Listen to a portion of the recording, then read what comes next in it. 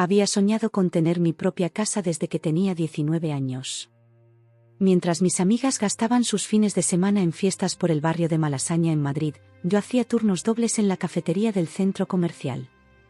Mi hermano Tomás se pasaba los días tirado en el sofá de casa de mis padres, con la PlayStation encendida hasta altas horas de la madrugada, dependiendo completamente de ellos para todo. Mamá le llevaba el café a la habitación cada mañana, papá pagaba sus facturas del móvil sin rechistar. Mientras tanto, yo guardaba cada euro que caía en mis manos como si fuera el último. Durante aquellos primeros años vivía en un piso compartido con 3 chicas más en Vallecas. El espacio era tan pequeño que teníamos que turnarnos para usar la ducha. La cocina apenas tenía un fuego que funcionaba y el frigorífico hacía un ruido tan espantoso por las noches que a veces me despertaba sobresaltada. Pero no me importaba. Cada noche, antes de dormir, sacaba mi libreta de ahorros y sumaba lo que había conseguido guardar ese mes. «Eres una hormiguita», me decía mi abuela Carmen cuando le contaba mis planes. Igual que yo cuando era joven.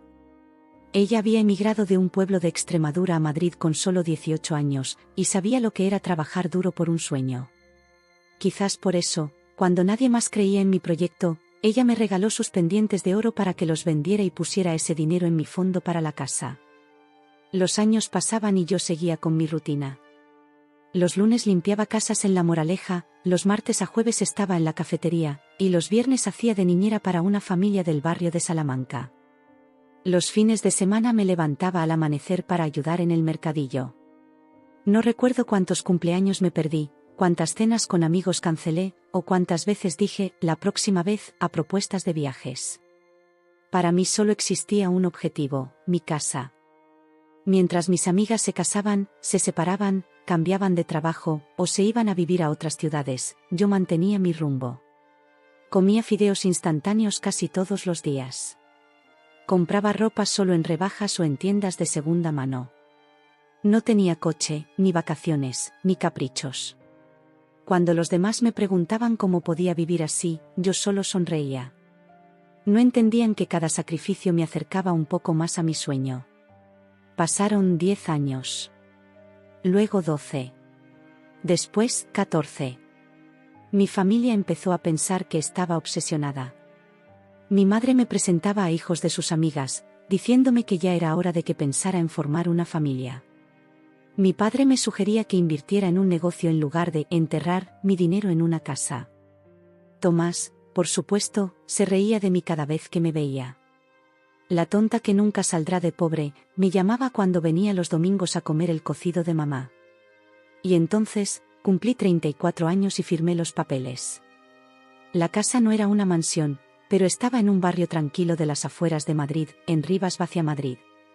Tenía 2 habitaciones, un salón pequeño pero luminoso, una cocina donde por fin cabía una mesa para desayunar, y lo mejor de todo, un jardincito donde planeaba plantar romero y tomillo, como en casa de mi abuela. La casa necesitaba reformas, claro. La pintura estaba desconchada en algunas paredes, el suelo crujía en ciertos puntos, y la instalación eléctrica era antigua. Pero nada de eso importaba porque era mía. Completamente mía. El día que recibí las llaves, entré sola al salón vacío. El sol de la tarde entraba por las ventanas creando figuras doradas en el suelo de madera. Me senté en el centro de la habitación, con las piernas cruzadas como cuando era niña, y dejé que las lágrimas cayeran libremente por mis mejillas.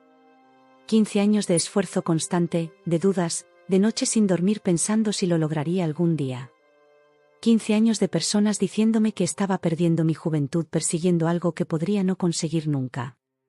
Pero ahí estaba yo, rodeada de paredes que ahora me pertenecían. Durante las siguientes semanas, me dediqué a convertir aquella casa en mi hogar. Pinté las paredes yo misma, un color hueso suave para el salón, azul claro para mi dormitorio. Compré una mesa de pino en un mercadillo de antigüedades y la restauré con mis propias manos.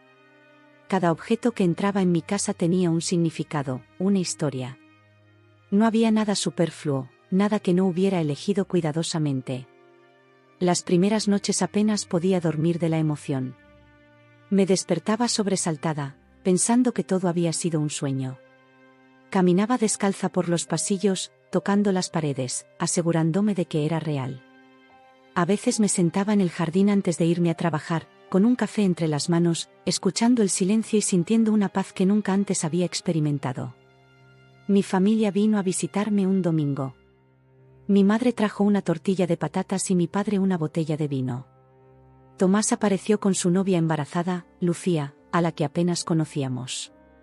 Durante la comida, noté algo extraño en el ambiente. Mi madre recorría la casa con la mirada, como evaluándola. Mi padre hacía preguntas sobre los vecinos, el barrio, las distancias al centro. Tomás y Lucía cuchicheaban en la cocina cuando fui a buscar más pan. «Qué bien te ha quedado todo, hija», dijo mi madre, pero su tono no era de admiración sino casi de cálculo. «¿Y tienes esa habitación de más que no usas para nada?» Algo se agitó dentro de mí. Una alarma silenciosa. Pero la ignoré. Era mi día, mi momento de orgullo después de tanto esfuerzo. No quería que nada lo empañara. Así que sonreí, serví más vino, y cambié de tema. Sin embargo, esa noche, después de que todos se marcharan, sentí una inquietud que no me dejaba dormir. Como si hubiera algo amenazador rondando alrededor de mi pequeño paraíso recién conquistado. Lo descubrí por casualidad una tarde de domingo. Había quedado con mis padres para ayudarles a configurar su nuevo televisor. Desde que firmé la hipoteca, intentaba compensar mi ausencia durante aquellos años de trabajo incesante visitándoles al menos una vez por semana. Mi madre había preparado croquetas caseras, mi debilidad desde niña, y el aroma inundaba toda la casa del barrio de Carabanchel donde crecí. Estaba en el pasillo buscando un destornillador en el viejo aparador cuando escuché voces que venían del dormitorio de mis padres. La puerta estaba entreabierta y, aunque nunca he sido de escuchar conversaciones ajenas, algo en el tono conspirador de mi padre me hizo detenerme. «Elena no necesita tanto espacio para ella sola», decía mi padre en voz baja pero firme. «Y Tomás necesita ayuda ahora que viene el bebé. No tiene trabajo estable y Lucía está a punto de dar a luz». «Tienes razón», contestó mi madre. «Ya es hora de que se muden allí. Elena entenderá, es familia. Además, siempre ha sido la responsable». Me quedé paralizada, con el corazón latiendo tan fuerte que temía que pudieran oírlo a través de la puerta. ¿Estaban planeando que mi hermano y su novia se mudaran a mi casa? La casa por la que había sacrificado 15 años de mi vida, comiendo fideos baratos mientras Tomás pedía dinero a mis padres para irse de vacaciones a Benidorm. «¿Crees que se enfadará?», preguntó mi madre. Mi padre soltó una risa desdeñosa que nunca antes le había escuchado. «¿Y qué va a hacer? Siempre hace lo que le pedimos. Además, es lo justo. Ellos son una familia ahora. Ella está sola».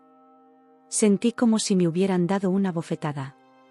El destornillador que sostenía cayó al suelo con un ruido metálico que delató mi presencia. La conversación dentro del dormitorio se detuvo abruptamente. «¿Elena? ¿Eres tú?», llamó mi madre con voz tensa. Entré en la habitación sin intentar disimular. Mi cara debía reflejar exactamente lo que sentía porque mi madre palideció al verme. Mi padre, sin embargo, mantuvo una expresión impasible, como si estuviera preparado para defender su postura. «¿Es verdad?», pregunté directamente. «¿Estáis planeando que Tomás y Lucía se muden a mi casa?». Mi madre miró hacia el suelo, evitando mis ojos. Mi padre se irguió, adoptando esa postura autoritaria que usaba cuando éramos niños y hacíamos algo mal. «Elena, sé razonable», comenzó. «Tu hermano va a ser padre. Necesitan un lugar decente donde criar al niño. Tu casa tiene espacio de sobra para todos. ¿Y me lo ibais a consultar en algún momento, o simplemente me ibais a informar cuando ya tuvieran las maletas hechas?». Mi madre intervino entonces, con ese tono conciliador que siempre usaba cuando había tensión en casa. «Cariño, íbamos a hablarlo contigo este domingo durante la comida. Pensamos que sería bueno para todos. Tomás no tiene dónde ir, y tú siempre has sido tan generosa». Solté una risa incrédula. ¿Generosa? No se trata de generosidad, mamá. Se trata de respeto. Esa casa me costó 15 años de sacrificios. 15 años en los que Tomás no ha hecho absolutamente nada por valerse por sí mismo. No hables así de tu hermano, saltó mi padre. Ha tenido mala suerte con los trabajos, eso es todo. ¿Mala suerte? Por favor, papá. Tomás nunca ha mantenido un empleo más de 3 meses porque no le da la gana esforzarse. Siempre ha sabido que vosotros estaríais ahí para rescatarlo. Mi madre se sentó en la cama, visiblemente afectada. Elena, no seas egoísta. Tu hermano tiene una familia ahora. Tú estás sola. Es normal compartir cuando otros lo necesitan. Aquellas palabras me dolieron más que cualquier otra cosa. ¿Egoísta? ¿Estoy sola porque soy egoísta o estoy sola porque he dedicado cada minuto de mi vida adulta a trabajar para conseguir algo por mí misma? Mientras yo limpiaba casas ajenas, Tomás estaba aquí, viviendo a vuestra costa, sin preocuparse por nada. Mi padre dio un paso hacia mí, con el rostro enrojecido de ira. Suficiente, Elena. No te hemos educado para que hables así. Tomás va a ser padre y necesita ayuda. Punto.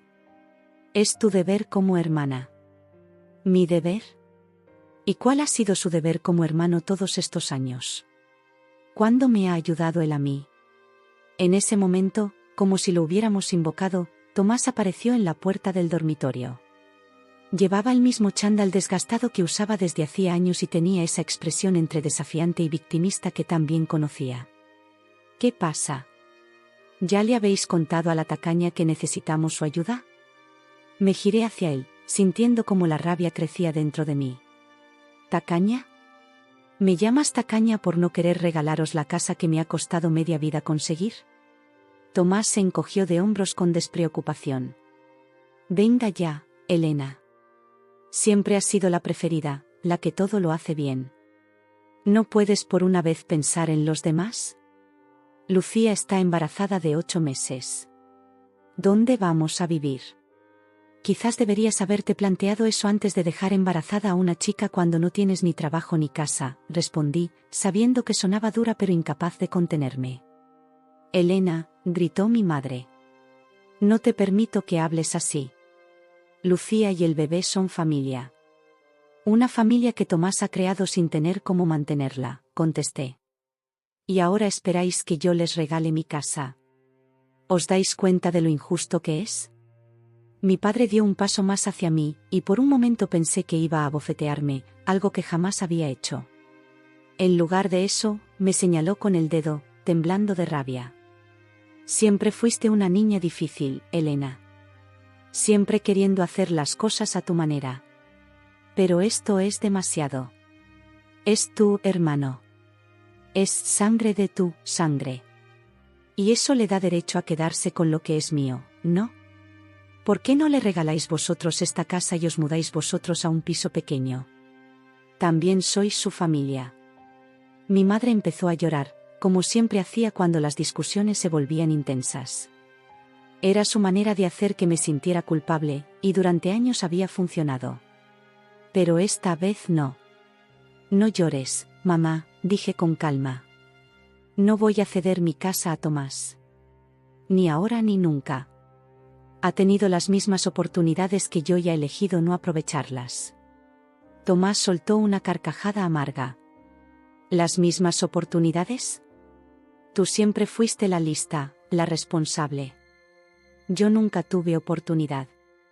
¿Nunca tuviste oportunidad? Por favor, Tomás. Papá te pagó 2 carreras que abandonaste. Te han mantenido durante años mientras yo trabajaba en 3 sitios para ahorrar. No me vengas con ese cuento ahora.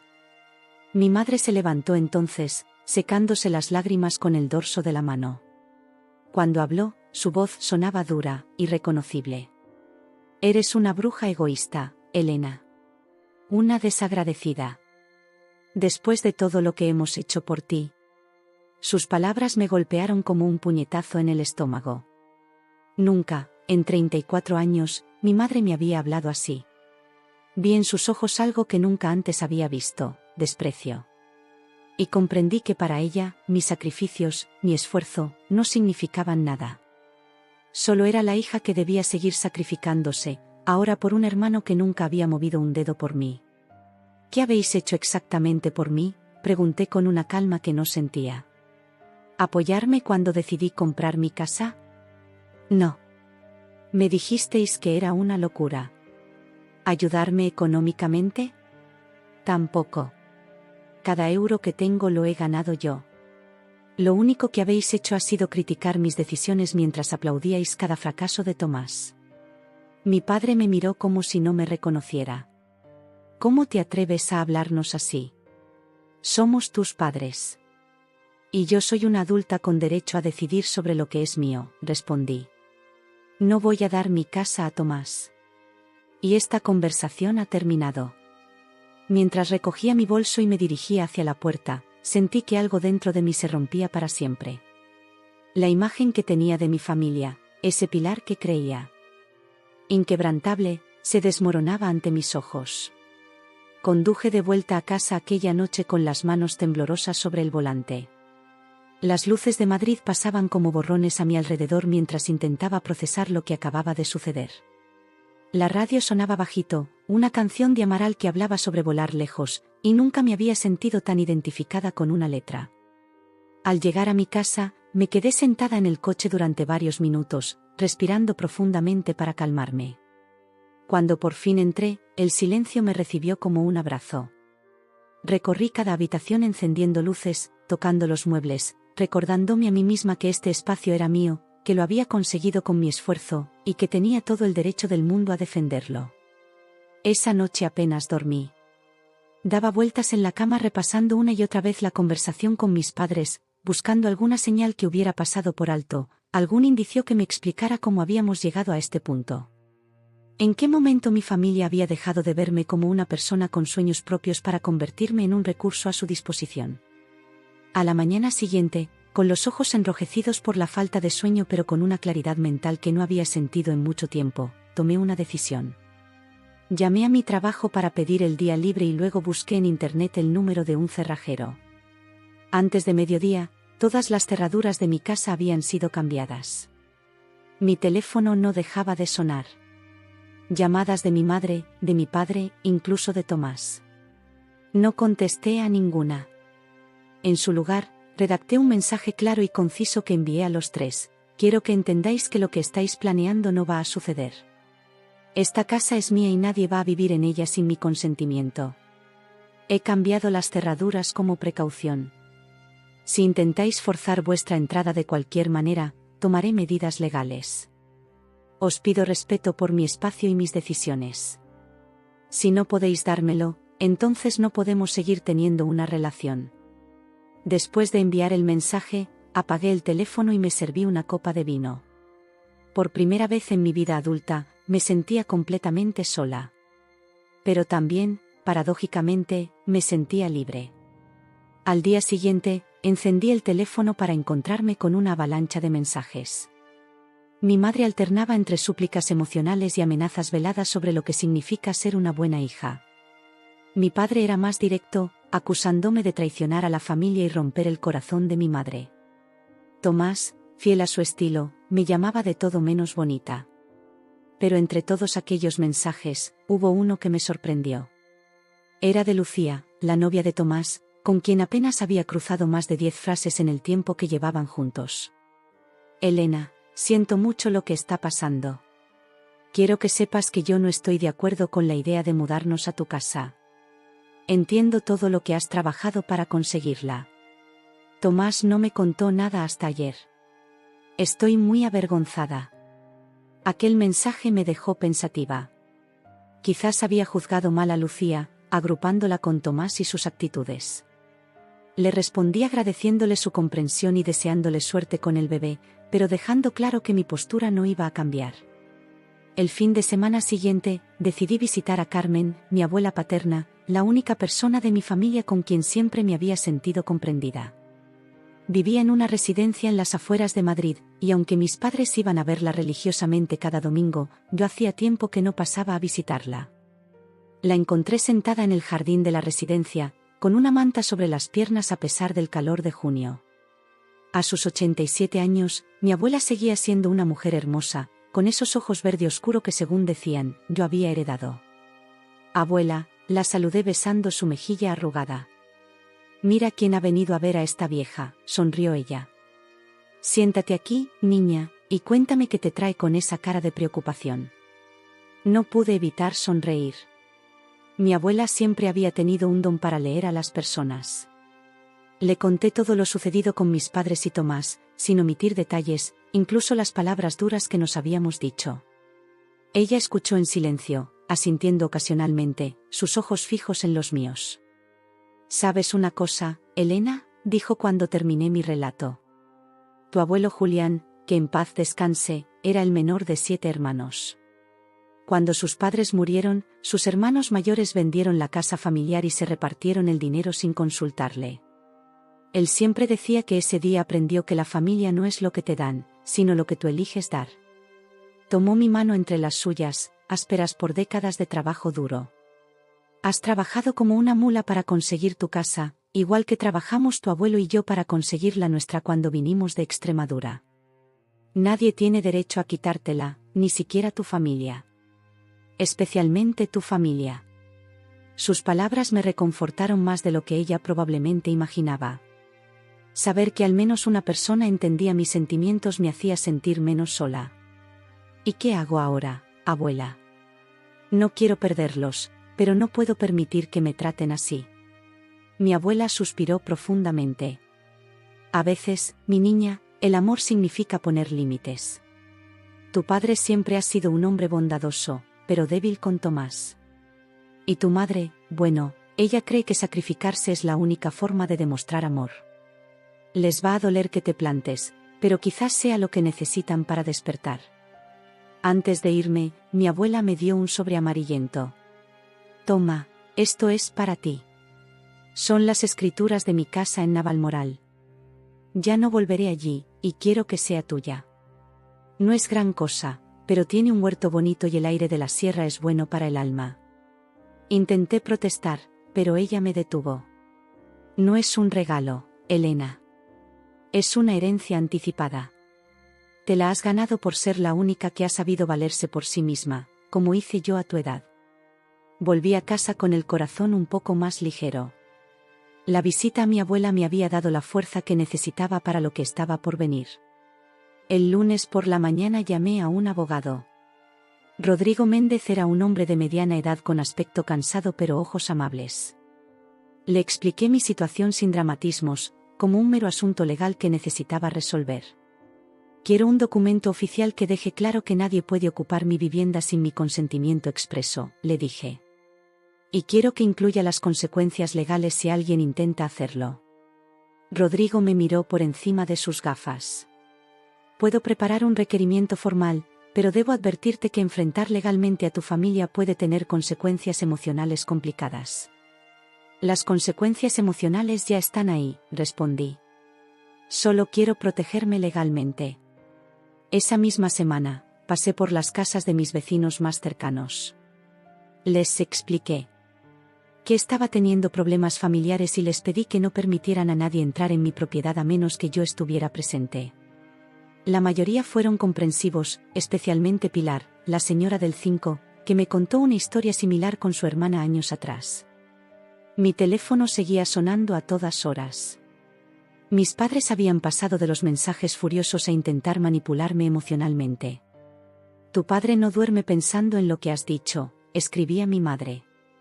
¿Es que ya no nos quieres?, preguntaba mi padre. Tomás había optado por otra estrategia. Me enviaba fotos de ecografías del bebé con mensajes como, tu sobrino no tendrá un techo por tu culpa.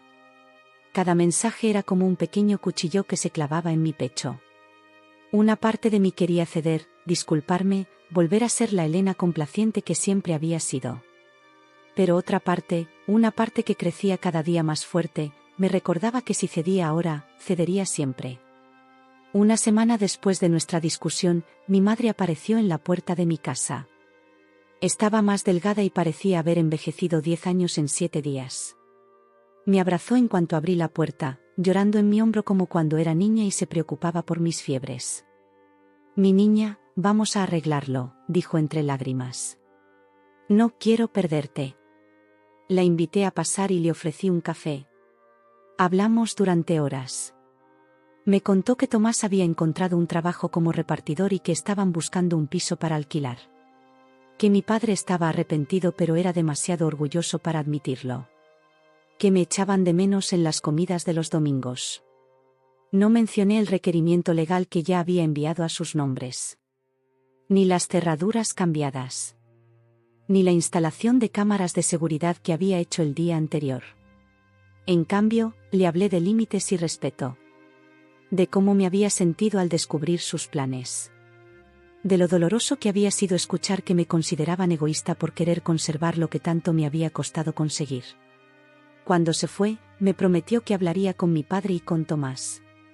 Que intentarían entender mi postura. Nos despedimos con un abrazo que se sintió diferente a todos los anteriores. Más sincero, quizás. O simplemente, más adulto. Esa noche, mientras regaba las plantas de mi pequeño jardín, me di cuenta de que por primera vez en mi vida, había elegido defenderme a mí misma. Y aunque dolía, también se sentía correcto. Necesario. Como cuando arrancas una espina clavada en la piel, duele al salir, pero después llega el alivio. Al día siguiente, bloqueé todos sus números. No fue una decisión impulsiva sino meditada durante días. Necesitaba espacio para sanar, para redescubrirme sin el peso de sus expectativas y demandas. El silencio que siguió fue tanto doloroso como liberador.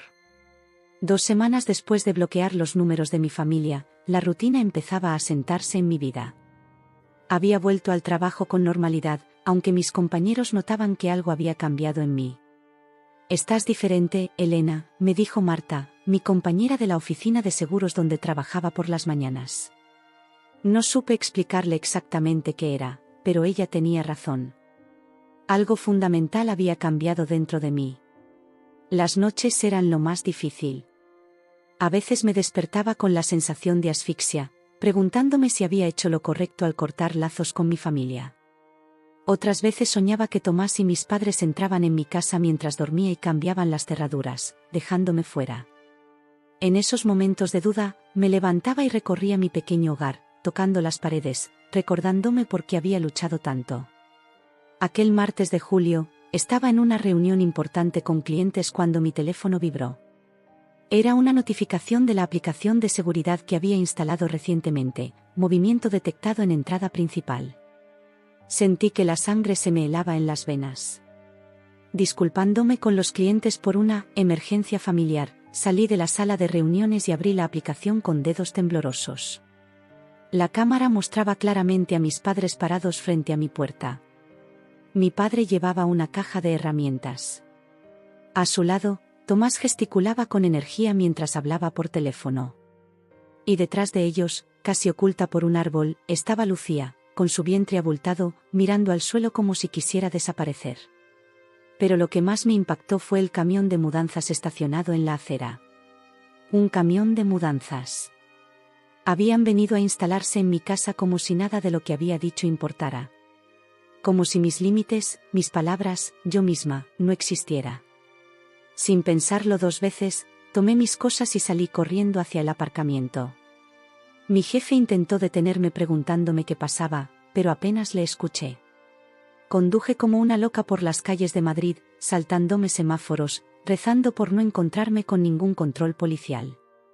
Mientras conducía, llamé a Rodrigo, mi abogado. «Están intentando entrar en mi casa», le dije con voz entrecortada. «Mi familia. Tienen un camión de mudanzas». «¿Has llamado a la policía?», preguntó él con calma profesional. «No, son mis padres», balbuceé, dividida entre la rabia y un absurdo sentimiento de lealtad familiar. «Elena, escúchame bien», dijo Rodrigo con firmeza. «Ellos están cometiendo un delito. Tenemos el requerimiento formal. Si no quieres llamar a la policía, al menos graba todo cuando llegues. No entres en conflicto físico. Solo documenta y hazles saber que están violando la ley». El trayecto de 20 minutos hasta mi casa se me hizo eterno. Cuando por fin llegué, la escena que encontré era surreal. Mi padre estaba arrodillado junto a la puerta del garaje, intentando forzar la cerradura con una palanca. Tomás gritaba instrucciones a 2 hombres con uniformes de una empresa de mudanzas, que descargaban muebles y cajas en mi jardín. Mi madre simplemente estaba de pie, observando, como si todo aquello fuera perfectamente normal. Aparqué el coche de manera brusca frente a la casa y bajé con el teléfono en la mano, ya grabando. La adrenalina corría por mis venas y, por primera vez en mi vida, no sentía miedo ni dudas. Solo una fría determinación. ¿Qué creéis que estáis haciendo?, pregunté en voz alta mientras me acercaba. Mi familia se quedó paralizada. Mi padre, aún arrodillado junto a la puerta del garaje, me miraba como un niño sorprendido haciendo una travesura. Mi madre se llevó una mano al pecho. Tomás fue el primero en reaccionar. «Mira quién ha aparecido». «La princesa de su castillo», dijo con tono burlón, pero noté el nerviosismo en su voz. «Ya que no contestas al teléfono, hemos tenido que tomar la iniciativa». «¿La iniciativa?», repetí, incrédula. ¿Llamas iniciativa a intentar entrar por la fuerza en mi casa? Mi padre se levantó entonces, sacudiéndose el polvo de los pantalones. Como si lo que estuviera haciendo fuera lo más normal del mundo. Elena, no seas dramática. Solo estábamos comprobando si estabas bien. Nos tenías preocupados. ¿Con un camión de mudanzas? ¿Forzando mis cerraduras? ¿Así es como comprobáis si estoy bien? Mi madre dio un paso hacia mí, extendiendo los brazos en ese gesto conciliador que siempre usaba cuando había conflictos. Hija, por favor. Hemos estado muy preocupados. No contestas al teléfono, no vienes a vernos. Y Lucía está a punto de dar a luz. Necesitamos resolver esto. No hay nada que resolver, mamá, respondí, manteniendo la calma aunque mi corazón latía desbocado. Esta es mi casa. Mía. Os pedí respeto por mis límites y en lugar de eso, venís a forzar mis cerraduras. ¿Os dais cuenta de lo que estáis haciendo? Miré a los hombres de la mudanza, que observaban incómodos la escena familiar. Señores, esto es una propiedad privada. No tienen permiso para descargar nada aquí. Les agradecería que se marcharan ahora mismo. Uno de ellos, un hombre mayor con bigote canoso, asintió. Señorita, nosotros solo hacemos nuestro trabajo. El señor, señaló a Tomás, nos dijo que tenía permiso para mudarse aquí. No tiene ningún permiso, respondí con firmeza. Y si no se marchan ahora mismo, llamaré a la policía. Los dos hombres intercambiaron miradas y luego empezaron a recoger las cajas que habían descargado. Tomás se interpuso, furioso. ¿A dónde vais? Os he pagado por adelantado. Lo siento, señor, dijo el hombre del bigote. No nos metemos en disputas familiares. Si la dueña dice que no tiene permiso, nosotros nos vamos. Tomás se giró hacia mí, con la cara distorsionada por la rabia. ¿Ves lo que has hecho? ¿Estás contenta? ¿Dónde se supone que vamos a vivir ahora? Ese no es mi problema, Tomás, respondí, sintiendo una fuerza interior que nunca antes había experimentado. Habéis tenido meses para buscar un lugar. En lugar de eso, decidisteis que podíais apropiaros del mío. Es que no entiendes nada, gritó, dando un paso amenazador hacia mí. Va a nacer tu sobrino.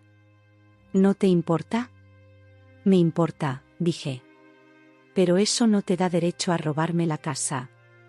Mi padre intervino entonces, poniéndose entre Tomás y yo. Nadie está robando nada, Elena. Solo pensamos que ya que tienes tanto espacio. No, lo interrumpí. No intentes justificarlo. Estabas forzando mi cerradura. Eso es allanamiento. Es un delito. Mi madre comenzó a llorar, como siempre hacía cuando las cosas no salían como ella quería. ¿Nos estás amenazando con denunciarnos? ¿A nosotros? ¿A tu familia? No es una amenaza, mamá. Es un hecho. Estáis intentando entrar en mi casa sin mi permiso. Y quiero que os vayáis ahora mismo, todos vosotros. Tomás soltó una carcajada amarga. Siempre fuiste una egoísta de mierda, Elena. Siempre pensando solo en ti. ¿Sabes qué? Quédate con tu puta casa. Ya encontraremos otro sitio donde no haya brujas sin corazón. Mi madre sollozó más fuerte al escuchar sus palabras. Mi padre parecía envejecido y derrotado. Y yo, por primera vez, no sentí la necesidad de disculparme, de suavizar las cosas, de ser la buena hija que arreglaba todo. Marchaos ahora, repetí con voz firme. Y no volváis a intentar algo así. Lentamente, comenzaron a recoger sus cosas. Tomás maldiciendo por lo bajo, mi padre en silencio, mi madre sollozando. Los hombres de la mudanza cargaron todo de vuelta al camión con eficiencia profesional, claramente ansiosos por alejarse de aquel drama familiar. Mientras todo esto ocurría, noté que Lucía seguía apartada, junto al árbol, con una expresión de profunda vergüenza en el rostro. Nuestras miradas se cruzaron y ella articuló en silencio: «Lo siento». Yo asentí levemente, reconociendo su disculpa. Cuando el camión de mudanzas arrancó y mis padres y Tomás subieron a su coche, me quedé sola en el jardín, con el teléfono aún grabando en mi mano. La adrenalina empezaba a abandonar mi cuerpo, dejándome temblorosa y agotada. Pero también, de alguna manera, más fuerte que nunca. Entré en mi casa, cerré la puerta con llave, y me deslicé hasta el suelo, con la espalda apoyada contra la madera. Las lágrimas que había contenido durante toda la confrontación finalmente brotaron. Lloré por la familia que creía tener y que nunca existió realmente. Lloré por la niña que siempre intentó complacer a todos menos a sí misma. Lloré por las 1000 veces que había cedido, que me había hecho pequeña para que otros se sintieran grandes. Pero sobre todo, lloré porque, a pesar del dolor, por primera vez en mi vida me sentía verdaderamente libre. Esa misma noche, después del incidente, llamé a mi abogado para contarle lo sucedido. Rodrigo escuchó en silencio toda mi historia y luego me aconsejó que tomara medidas más contundentes. «Elena, lo que hizo tu familia hoy es grave», me dijo con voz pausada pero firme. «Intentaron entrar en tu propiedad sin tu consentimiento. Tenemos que asegurarnos de que no vuelva a ocurrir». Al día siguiente, me presenté en su despacho en el barrio de Chamberí. Era un espacio pequeño pero elegante, con estanterías llenas de libros de leyes y un ligero aroma a café recién hecho. Rodrigo me esperaba con una carpeta azul sobre la mesa. «He preparado un requerimiento más formal», me explicó mientras me servía un café. «Es una carta de cese y desistimiento. Básicamente, les estamos diciendo que si vuelven a intentar entrar en tu propiedad o te acosan de cualquier manera, tomaremos acciones legales inmediatas». Miré el documento, sintiendo una mezcla de tristeza y determinación. Nunca imaginé que terminaría enviando cartas legales a mi propia familia, pero tampoco había imaginado que intentarían tomar mi casa por la fuerza. «¿Crees que funcionará?», pregunté, dubitativa. Rodrigo se quitó las gafas y las limpió con un pañuelo antes de responder. «La mayoría de las personas se detienen cuando ven un documento legal oficial. Les asusta. Pero si están realmente decididos». Dejó la frase en el aire. «¿Qué pasa si no se detienen?», insistí. «Entonces tendremos que ir a los tribunales». «Pero no creo que llegue a eso. El documento menciona expresamente que tienes grabaciones de ellos intentando forzar la entrada. Eso es prueba suficiente para una denuncia por allanamiento. No creo que quieran arriesgarse a tener antecedentes penales». Firmé el documento. Rodrigo me aseguró que lo enviaría esa misma tarde por mensajero certificado. Durante los días siguientes, viví en un estado de alerta constante. Comprobaba las cámaras de seguridad obsesivamente, me sobresaltaba con cada ruido, apenas podía concentrarme en el trabajo. Santiago, mi jefe, empezaba a mostrar preocupación por mis continuas distracciones. «¿Va todo bien, Elena?», me preguntó una mañana mientras esperábamos el ascensor. «Últimamente pareces ausente». Dudé sobre cuánto contarle. Santiago siempre había sido comprensivo, pero los problemas familiares eran algo que generalmente guardaba para mí. Sin embargo, estaba tan cansada de llevar esa carga sola. «Estoy teniendo algunos problemas personales», admití finalmente. Santiago asintió sin presionar. «Si necesitas tiempo libre o cualquier tipo de ayuda, solo tienes que decírmelo». Su amabilidad me conmovió. Era extraño encontrar comprensión en alguien que no era familia, cuando mi propia sangre había sido incapaz de respetar mis decisiones. Una semana después del incidente del camión de mudanzas, recibí un mensaje de un número desconocido. Era Lucía. Elena, necesito hablar contigo. Es importante. Por favor. Mi primer impulso fue ignorarlo, pero algo en la brevedad del mensaje me hizo dudar. Después de meditarlo durante horas, finalmente respondí, ¿cuándo y dónde? Acordamos vernos en una cafetería cerca de Atocha, un lugar neutral y público. Llegué primero y elegí una mesa al fondo, desde donde podía ver la puerta. Pedí un café con leche que no tenía intención de beber, solo necesitaba algo que hacer con las manos. Lucía llegó puntual. Su embarazo ya estaba muy avanzado y caminaba con cierta dificultad. Llevaba un vestido sencillo de flores y el pelo recogido en una coleta. Parecía cansada y nerviosa. Gracias por venir, dijo mientras se sentaba frente a mí. No estaba segura de que aceptaras. Yo tampoco, admití. ¿De qué querías hablar? Lucía respiró hondo antes de comenzar. Primero, quiero disculparme por lo del otro día. Lo del camión de mudanzas fue horrible. Yo no quería participar, pero Tomás insistió. Dijo que eras tú la que estabas siendo irracional, que entenderías cuando nos vieras allí con nuestras cosas. ¿Y tú le creíste?, pregunté, intentando no sonar demasiado acusatoria. Ella negó con la cabeza. No realmente. Pero estoy a punto de dar a luz, Elena. No tengo trabajo, no tenemos casa. Estaba desesperada. La miré con más atención. Bajo la capa de cansancio, Lucía parecía sinceramente avergonzada. Suavicé mi tono. Entiendo tu situación, Lucía. Y lo siento por ti y por el bebé. Pero eso no justifica lo que intentaron hacer. Lo sé, asintió. Y eso es parte de lo que quería decirte. He decidido dejar a Tomás. Aquella declaración me tomó por sorpresa.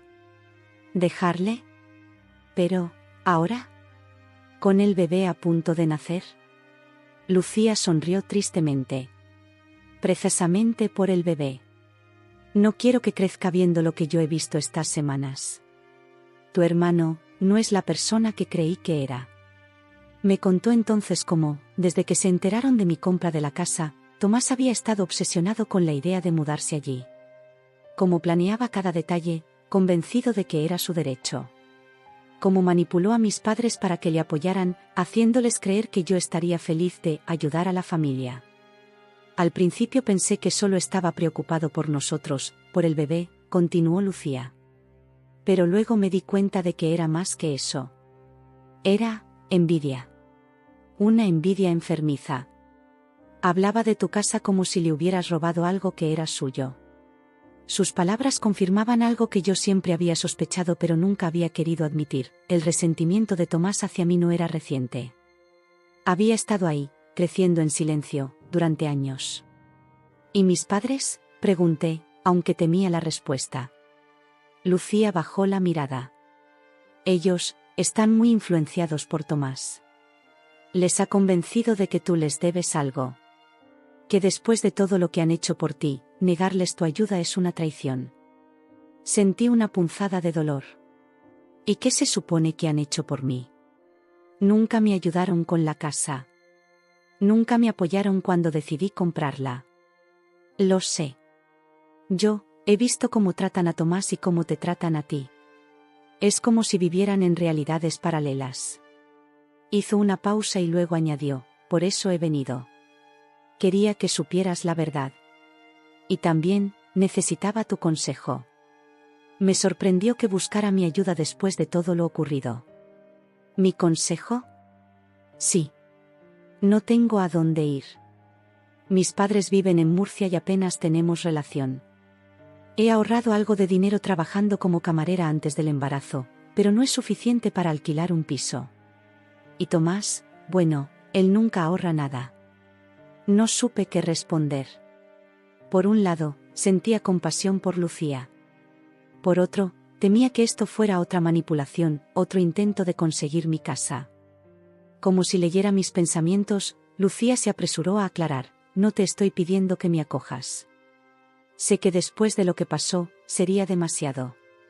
Solo pensé que quizás conocías algún sitio económico, o algún recurso para madres solteras. No sé, algo. La sinceridad en su voz me conmovió. Recordé cómo me sentía yo a su edad, sola y asustada, aunque por razones diferentes. Hay un centro para mujeres en Leganés, le dije finalmente. Una amiga trabajó allí. Ayudan a mujeres en tu situación a encontrar vivienda temporal y trabajo. Puedo darte el contacto. El alivio en su rostro fue inmediato. Gracias, Elena. De verdad. Mientras le anotaba los datos del centro en una servilleta, me atreví a preguntar: ¿Tomás sabe que estás aquí? Ella negó con la cabeza. Me cree en la revisión médica. No sabe que he venido a verte, ni que planeo dejarle. ¿Tienes miedo de su reacción?, pregunté, súbitamente preocupada. Lucía dudó antes de responder. No creo que sea violento, si es lo que estás pensando. Pero sí creo que intentará manipularme para que me quede. Es muy bueno en eso. Conocía bien esa faceta de mi hermano. Desde niño había sabido exactamente qué decir para conseguir lo que quería. Un talento que había perfeccionado con los años. Si necesitas ayuda para irte, puedo acompañarte, ofrecí, sorprendiéndome a mí misma. Lucía me miró con una mezcla de gratitud y sorpresa. ¿Harías eso por mí? Después de todo. No lo hago solo por ti, admití. También lo hago por tu bebé. Por mi sobrino o sobrina. No tengo ninguna relación con Tomás ahora mismo, pero eso no significa que no me importe su hijo. Nos despedimos con la promesa de mantenernos en contacto. Mientras la veía alejarse por la calle, me sentí extrañamente en paz. Como si hubiera recuperado algo que no sabía que había perdido. Esa misma tarde, Rodrigo me llamó para confirmarme que la carta había sido entregada en casa de mis padres. La recibió tu madre, me informó. Firmó el acuse de recibo, así que no pueden alegar que no la recibieron. Imaginé la escena, mi madre recibiendo el sobre, leyendo su contenido, quizás llorando, quizás enfureciéndose. Me dolía pensar en causarle ese dolor, pero me dolía más recordar cómo habían intentado arrebatarme lo que tanto me había costado conseguir. Esa noche, antes de dormir, revisé por última vez las cámaras de seguridad. Todo estaba tranquilo. Por primera vez en semanas, dormí sin sobresaltos, sin pesadillas de intrusos forzando mis cerraduras. Al día siguiente, Lucía me escribió para decirme que había contactado con el centro de Leganés y que tenían una plaza disponible para ella. Voy a dejar a Tomás este fin de semana, decía su mensaje. ¿Sigue en pie tu oferta de acompañarme? Le respondí que sí. Quedamos en vernos el sábado por la mañana. Ella empaquetaría lo esencial mientras Tomás salía a jugar al fútbol con sus amigos, como hacía cada sábado. Yo la recogería y la llevaría al centro. El plan parecía sencillo, pero los nervios me mantenían en vilo. ¿Qué pasaría si Tomás volvía antes? ¿Cómo reaccionaría cuando descubriera que Lucía se había ido? ¿Vendría a buscarme, creyendo que yo la había convencido? Mi teléfono sonó, interrumpiendo mis pensamientos. Era un número desconocido. Dudé antes de contestar, temiendo que fuera Tomás, pero finalmente acepté la llamada. Elena, una voz masculina, mayor, que reconocí inmediatamente. Soy tu padre. La llamada de mi padre me tomó por sorpresa. Después de recibir la carta del abogado, esperaba cualquier reacción menos esta. Su voz sonaba cansada, casi humilde, algo completamente inusual en él. Elena, repitió cuando me quedé en silencio. ¿Estás ahí? Sí, respondí finalmente. Estoy aquí. Hubo un momento de incómodo silencio antes de que continuara. He recibido tu carta. La del abogado. Lo sé. No añadí nada más. Parte de mí quería facilitarle las cosas, como siempre había hecho, pero otra parte, la nueva Elena que había emergido en estas semanas, decidió esperar y escuchar. Nunca pensé que llegaríamos a esto, dijo con voz quebrada.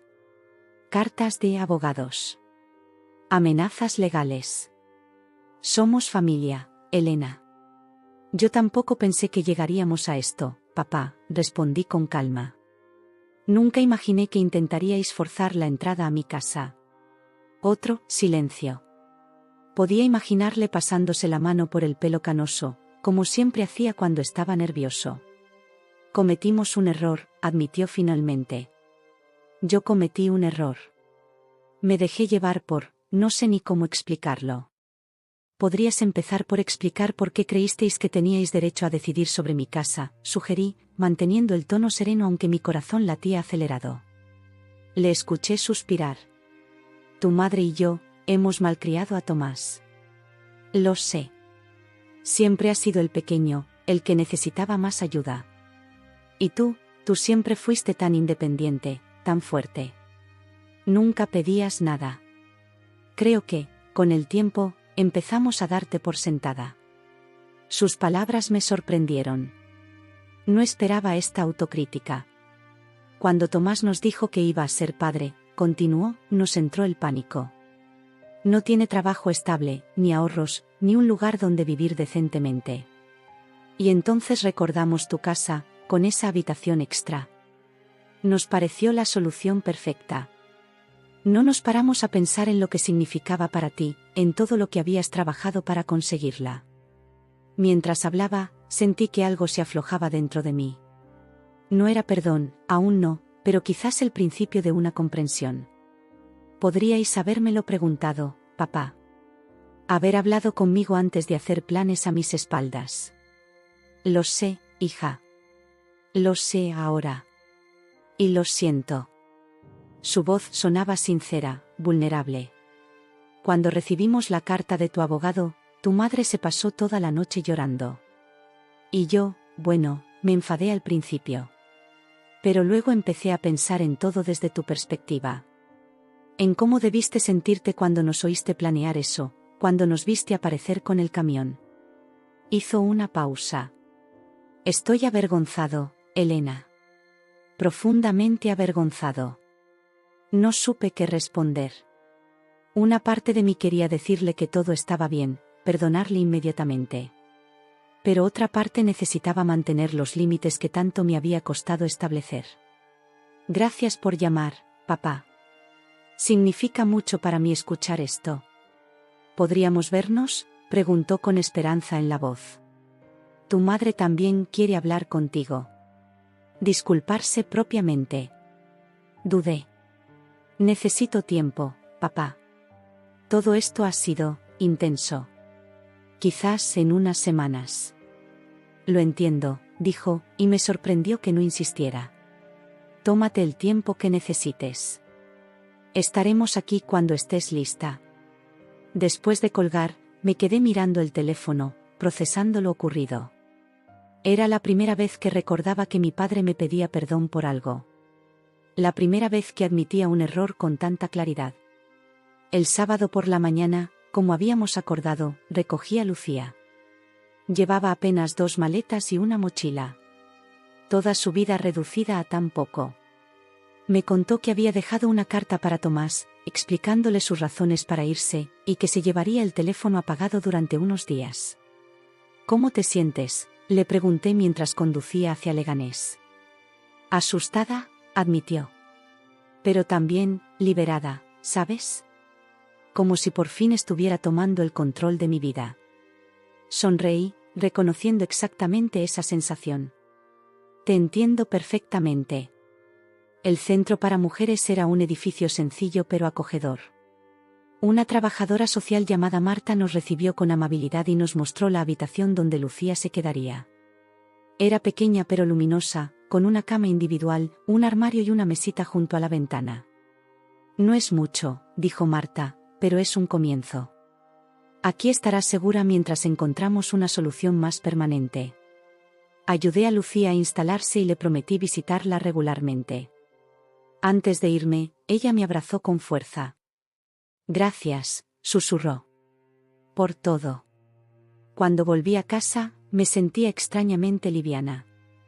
como si hubiera cerrado un capítulo doloroso y estuviera lista para empezar uno nuevo. Las semanas siguientes transcurrieron en una nueva normalidad. Volví a concentrarme en mi trabajo, empecé a salir más con amigos que había descuidado, incluso me apunté a un curso de jardinería para mejorar mi pequeño huerto. Lucía dio a luz a una niña preciosa a principios de septiembre. Me mandó una foto desde el hospital y me preguntó si querría conocerla. Se llama Marina, decía su mensaje. Y me gustaría que fueras su madrina. La visité al día siguiente. La pequeña Marina era diminuta y perfecta, con una mata de pelo negro y las mejillas sonrosadas. Mientras la sostenía en mis brazos, sentí una conexión inmediata, un amor inesperado por esta nueva vida que, a pesar de todo, era parte de mí. ¿Has hablado con Tomás?, pregunté mientras le devolvía la bebé a Lucía. Ella asintió. Vino ayer al hospital. Está dolido. Enfadado. Pero también parece genuinamente preocupado por la niña. Hemos acordado que podrá visitarla regularmente cuando salga del centro. Me alegré por Marina. A pesar de todo, merecía conocer a su padre. Y quizás, solo quizás, la paternidad ayudaría a Tomás a madurar, a encontrar su propio camino como yo había encontrado el mío. En octubre, 3 meses después del incidente del camión de mudanzas, finalmente accedí a ver a mis padres. Quedamos en un restaurante cerca de Retiro, territorio neutral. Llegué primero y los esperé en una mesa junto a la ventana, observando a la gente pasear por el parque. Cuando entraron, me sorprendió lo envejecidos que parecían, especialmente mi madre. Tenía nuevas arrugas alrededor de los ojos y caminaba con pasos inseguros, como si temiera mi rechazo. Nos saludamos con cierta formalidad al principio, hablando del tiempo, de noticias intrascendentes. Pero poco a poco, la conversación se fue volviendo más personal, más honesta. «Te hemos fallado, Elena», dijo mi madre de repente, con la voz temblorosa. «Durante años, te hemos dado por hecho. Siempre pensamos que estarías ahí, que serías fuerte por todos nosotros. Nunca nos paramos a pensar en lo que tú necesitabas». Mi padre asintió, tomándole la mano. «Hemos estado reflexionando mucho estos meses. Sobre el tipo de padres que hemos sido, sobre cómo hemos tratado a Tomás, a ti». Suspiró profundamente. «No puedo cambiar el pasado, pero quiero que sepas que estamos intentando cambiar. De verdad». Me contaron que habían empezado a poner límites a Tomás. Que ya no le daban dinero automáticamente cuando lo pedía, que le habían animado a buscar trabajo en serio. «Está enfadado con nosotros», admitió mi padre. «Dice que le estamos abandonando justo cuando más nos necesita. Pero creo que, en el fondo, sabe que es lo mejor para él. Y para Marina», añadió mi madre. «Esa niña necesita un padre responsable, no un eterno adolescente». El hecho de que mencionaran a Marina me sorprendió. «¿Has visto a la niña?», pregunté. Mi madre sonrió por primera vez en toda la tarde. «Sí, una vez. Es preciosa, Elena. Tiene tus mismos ojos, ¿sabes? Esos ojos verdes de la abuela Carmen». La mención de mi abuela me hizo sonreír también. «He estado arreglando su casa en Navalmoral», les conté. «Voy los fines de semana. El huerto necesitaba mucho trabajo, pero poco a poco va tomando forma». Por un momento, volvimos a ser una familia normal, compartiendo noticias, recuerdos, planes. Sin tensiones, sin expectativas desmedidas, sin papeles asignados de la fuerte y el débil. Al despedirnos, mi madre me abrazó con fuerza. «Te quiero, hija», susurró. «Siempre te he querido. Siento no habértelo demostrado mejor». No le dije que todo estaba perdonado, porque sería mentira. Algunas heridas tardarían tiempo en sanar, si es que alguna vez lo hacían por completo. Pero sí le dije que la quería también, y era verdad. Mi padre me besó en la mejilla con cierta timidez, como si todavía no estuviera seguro de tener derecho a mi afecto. «Estamos muy orgullosos de ti, Elena», dijo. «De la mujer en la que te has convertido. A pesar de nuestros errores». Esas palabras, tan simples pero tan significativas, me acompañaron en el camino de vuelta a casa. 6 meses han pasado desde aquel día. La vida ha encontrado un nuevo ritmo, una nueva estabilidad. Lucía ahora vive en un pequeño apartamento que logró alquilar gracias a un trabajo de administrativa que consiguió a través del centro. Tomás ha empezado a dar clases particulares de matemáticas, siempre fue bueno con los números, aunque nunca lo aprovechó, y parece estar tomando en serio su papel de padre. Mis padres y yo hemos retomado una relación cauta pero sincera. Nos vemos una vez al mes, hablamos por teléfono regularmente, pero mantenemos cierta distancia saludable. Y yo he encontrado una paz que no sabía que era posible. A veces, en las tardes tranquilas, me siento en mi jardín a leer, rodeada de las plantas de romero y tomillo que tanto le gustaban a mi abuela, y siento una profunda gratitud. No por la casa en sí, aunque sigue siendo mi mayor logro material, sino por lo que representa, mi capacidad para valerme por mí misma, para establecer límites, para defenderlos cuando es necesario. La semana pasada, Lucía me trajo a Marina para que la cuidara mientras ella iba a una entrevista de trabajo. La pequeña ya tiene 6 meses y es pura energía y curiosidad. Jugamos en el salón, le canté canciones que recordaba de mi infancia, le mostré las fotos de su bisabuela Carmen que tengo en la pared. «Esta es tu casa también», le susurré mientras se quedaba dormida en mis brazos. «Siempre tendrás un lugar aquí». Y lo dije en serio. Mi casa ya no es solo 4 paredes que tuve que defender. Es un hogar abierto a quienes respetan sus límites, a quienes entienden su valor no por su tamaño u ubicación, sino por lo que representa, la historia de una mujer que luchó 15 años por construir algo propio, y que finalmente aprendió que lo más valioso que había construido no era la casa, sino a sí misma.